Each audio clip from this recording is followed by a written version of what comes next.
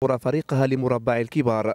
تقدينا السلعه اللي تخول لنا التظاهره كامله لان ما عندناش الوقت باش نطلعوا لكازا ونجيو، وكانت تكلفه ماليه موزعه بين مجموعات اللي كل وحده حطت النصيب ديالها، وخرجنا الفكره باش ترضي جمهور الرجاء اللي تعبر عن الرجاء، لان الرجاء في التظاهره هي رجاء المغاربه والجمهور ديالنا، باش نبينوا ديك الصوره الكبيره وديك المكانه اللي ولا كيحتلها دابا من خلال مصاف الالترات العالميه، لانه ولا كيتحتل الصداره في هذه الايام هذه الاخيره. ارتفاع سقف الطموح عند الجماهير الخضراء له ما يبرره، فرغم الكبوات الأخيرة لرفاق يجور إلا أن المونديال يحمل ذكرى سعيدة، والحديث هنا طبعا عن مونديال البرازيل عام 2000 حين أبدع وأمتع الرجاء وأحرج بطل أوروبا آنذاك العملاق الإسباني ريال مدريد.